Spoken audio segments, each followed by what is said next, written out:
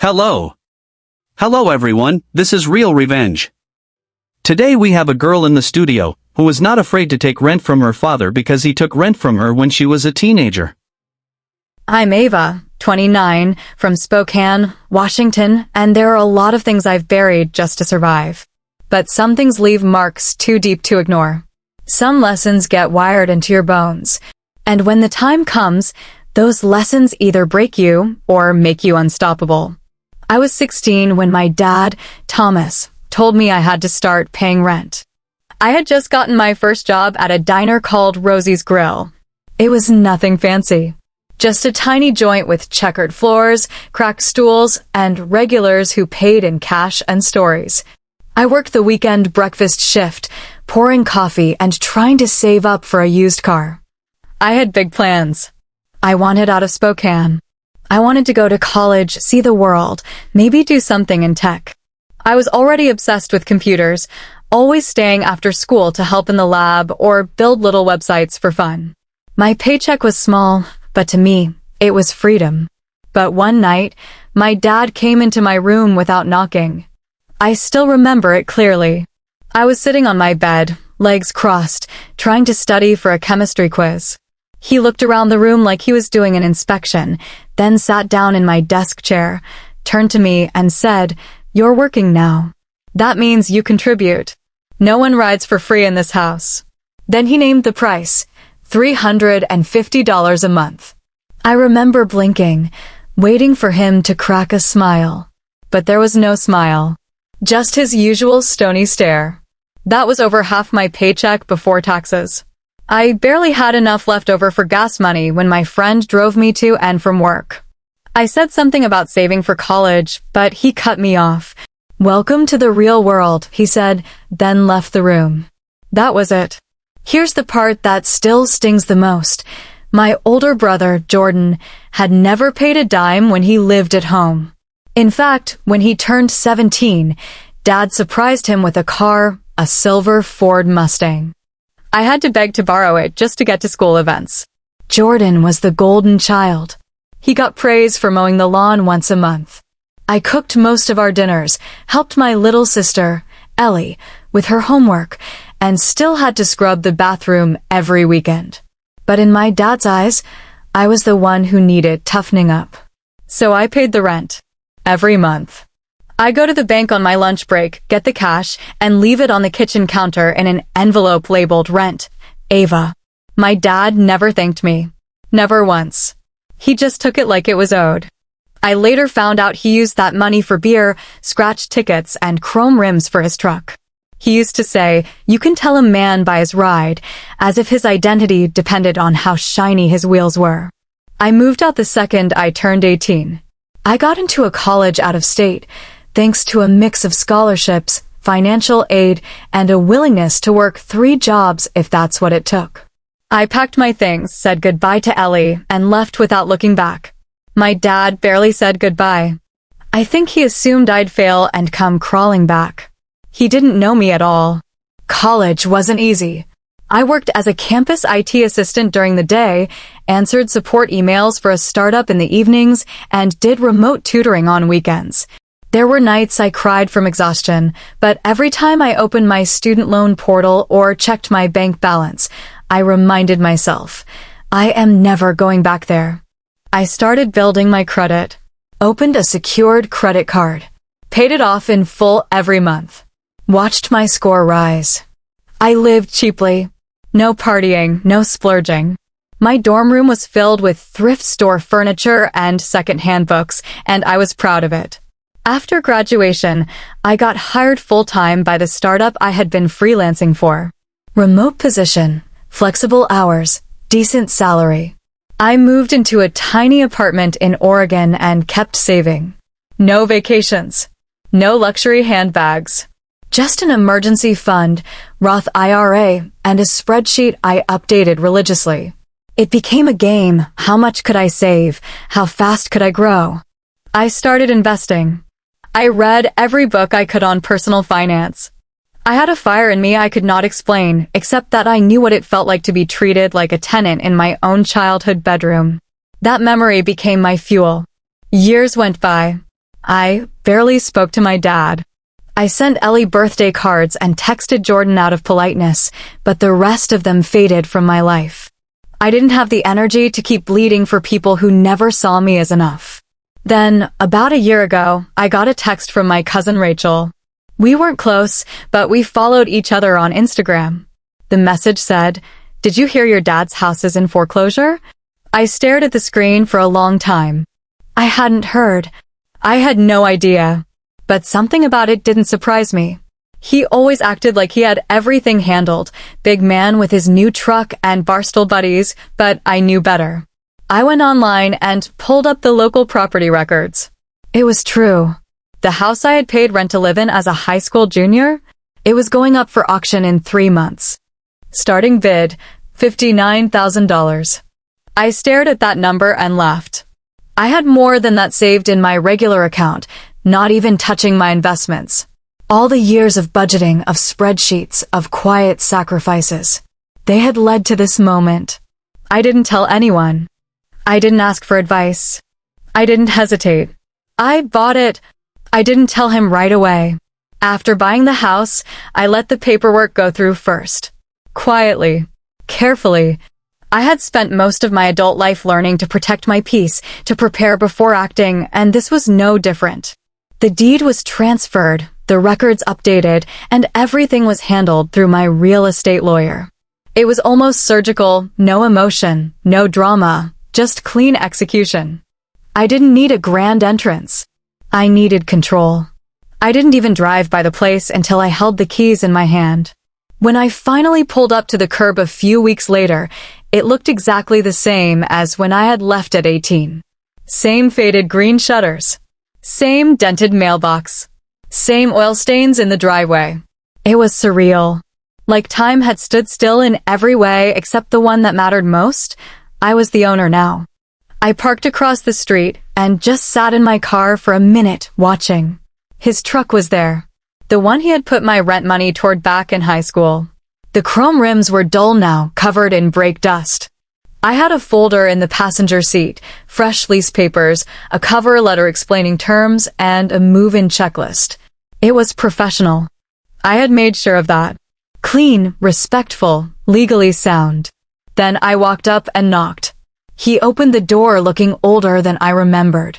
Gray hair, deeper lines around the mouth, and that same scowl he always wore like armor. He started to say something, but I handed him the folder before he could speak. I told him I wasn't there to argue. I simply said, "I bought the house. Here's the lease." He looked down, flipped through it, and I watched his jaw lock up as he saw the rent, $700 per month. I kept my voice calm and said, "I figured it's time you learn about real-world responsibility."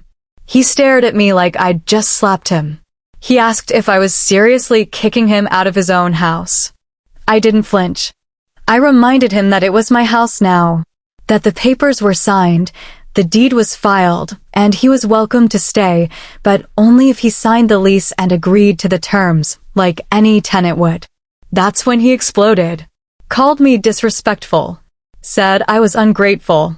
Accused me of humiliating him, of taking advantage of the situation.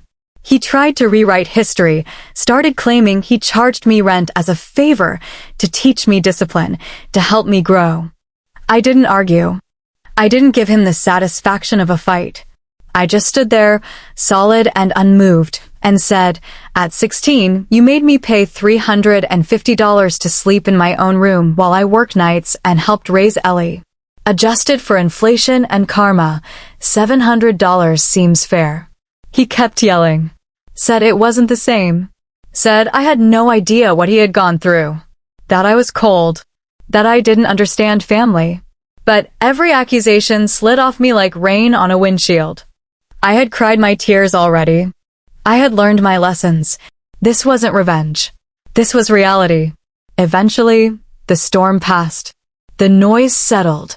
And the truth, as it always does, became undeniable. He signed. He grumbled, rolled his eyes, and muttered under his breath, but he signed. I handed him a copy and told him to read through the rest carefully. First and last month's rent due in 10 business days, late fee policy, maintenance responsibilities, and no smoking inside the house. I had my lawyer handle the deposit and all documentation. This wasn't a personal vendetta. This was a legal transaction. I wasn't letting this turn messy. A couple weeks after the lease was signed, things got tense. The novelty wore off quickly. My dad started walking around like a man with a stone in his shoe loudly, constantly irritated, needing everyone to know it. He complained about everything. The rent, the paperwork, the fact that the mailbox now had my name on it. He slammed cabinets harder, sighed longer, and muttered under his breath, as if that would somehow undo the fact that he had signed that lease willingly. The core of his resentment wasn't the money, even though he made it sound that way. It was the humiliation. The fact that he had to pay me. That the same daughter he once told to grow up, to contribute, to face the real world, was now standing on the other side of the balance sheet. He told anyone who would listen, his brother, his fishing buddy from the bar, even the mailman, that I was charging him rent in his own home. Of course, he always left out the part where he had done the same to me when I was a teenager with greasy diner uniforms and community college dreams.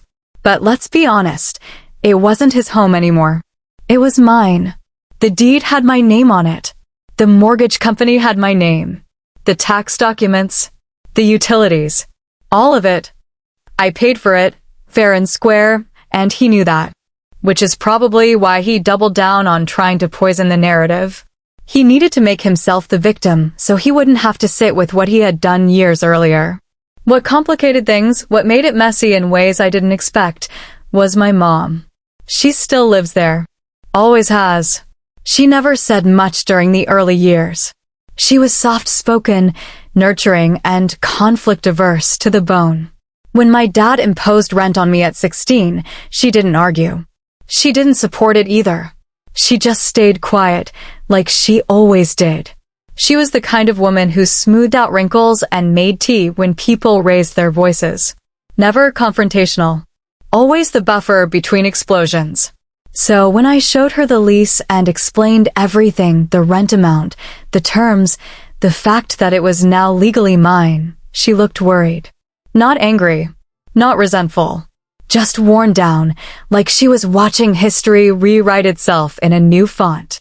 I reassured her immediately. I told her this wasn't about her. That I would never ask her for a cent. That as far as I was concerned, she was my guest, my family, and always welcome. I told her I'd cover her utilities, groceries, anything she needed. She wouldn't pay me a dime. She looked at me for a long time, the way a mother does when she realizes her child has stepped into something bigger, heavier. Then she reached for my hand and said something I won't forget. She said she always knew I'd be the one to grow past all this. Then she hugged me like she was afraid to let go. And I knew she was caught in the middle, between a man who wouldn't change and a daughter who refused to be walked on anymore. But my dad? He was busy staging his own little war. He told the neighbors I was throwing him out. Told them I blindsided him. Never mind the lease he signed. Never mind that I was charging him less than market rate and hadn't even added late fees. He painted himself as a betrayed father, abandoned by an ungrateful daughter. I found out from Mrs. Levin next door, who pulled me aside one day while I was trimming the front hedge. She asked if it was true if I really planned to evict him. I told her I had no such plan. I just asked for rent, like any landlord would. Like he once did. Then the payment games began. First month, he tried to get cute. Said he would pay in parts. He sent $200 on the first, then nothing. I sent him a formal notice on the 10th, just as my attorney advised. I kept everything official, detached, professional. That only made him angrier. He crumpled the notice and left it in the hallway, like a passive-aggressive calling card. He said I was treating him like a stranger. I reminded him he had made me feel like one in my own home for years. Month 2 was worse. He barely spoke to me when I stopped by. The tension was thick enough to hang pictures on. He still told people I was trying to kick him out, even though no such words had ever left my mouth. All I had asked for was consistency. Accountability. The same things he once demanded from me when I was too young to drive myself to work.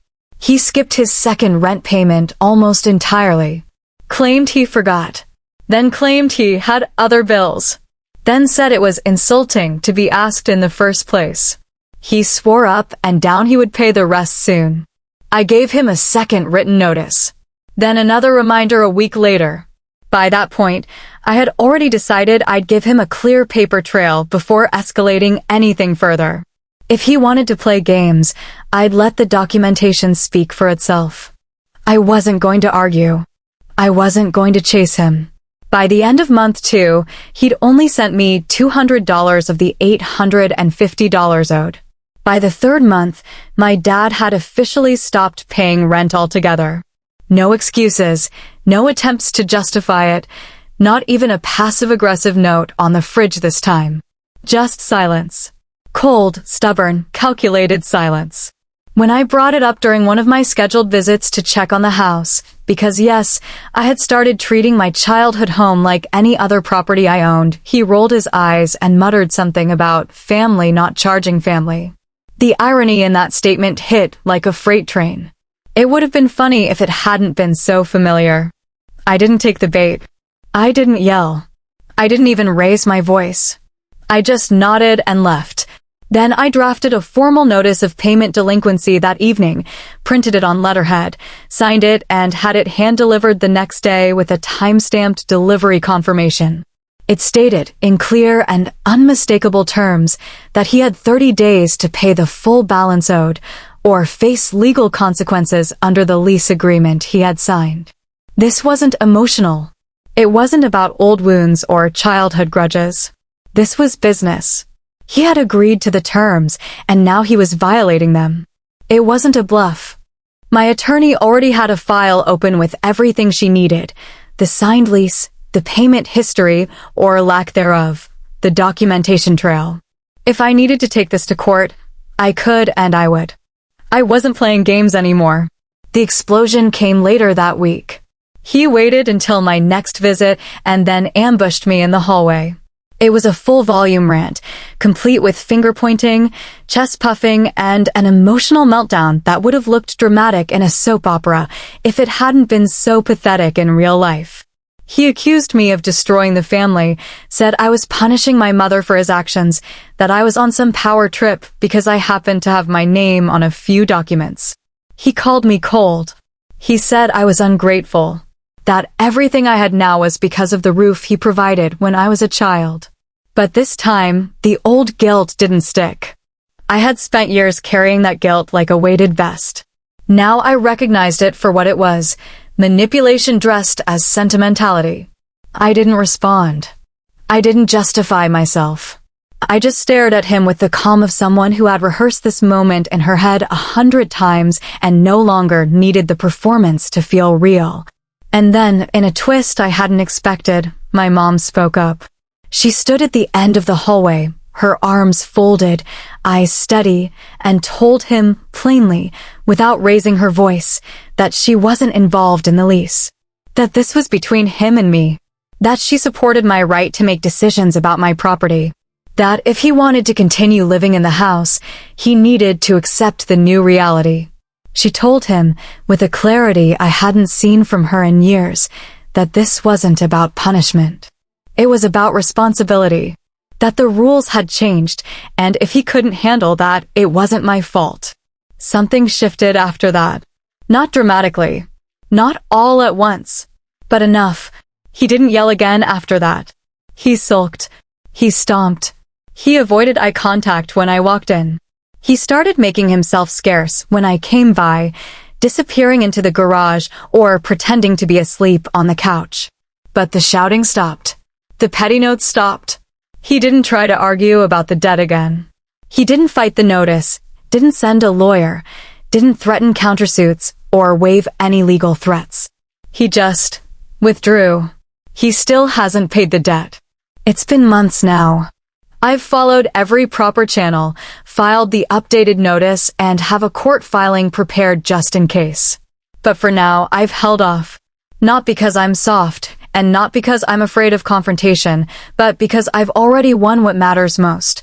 I'm not doing this out of spite. If I were, I would have filed the eviction already, kicked him out, changed the locks, and posted about it online like some triumphant mic drop. But that's not what this is about. It never was. I'm not interested in revenge. I'm interested in boundaries. I'm interested in healing. And I'm interested in never being treated like an obligation again. The power dynamic has shifted. He knows it. I know it. And my mom, well, she started to blossom in ways I didn't expect. She's more relaxed now. She spends more time in the garden again, trimming the rose bushes she once abandoned years ago when things at home started turning heavy. She talks to me more openly. She asks questions about renovations, about paint colors, about whether we should knock down the old pantry wall and expand the kitchen. She says we, now not he. And I think for the first time in a long time, she's starting to picture a version of this house that isn't defined by tension, silence, or sacrifice. She bakes more. She laughs more. She sits at the kitchen table and talks to me like a woman who sees a different future taking shape. One that doesn't revolve around keeping the peace for a man who never appreciated what she endured. I don't expect an apology from either of them. Not for the rent at 16. Not for the years of unequal treatment. Not for the way my ambition was treated like rebellion or my silence mistaken for agreement. I've learned not to wait for apologies that aren't coming. But I do sleep better at night. Not just because I reclaimed something that once felt like a prison, but because the man who once controlled everything under this roof now has to answer to someone else. The rules he used to weaponize have finally turned back on him. He knows what it feels like now to be on the receiving end. To be held accountable. Bye.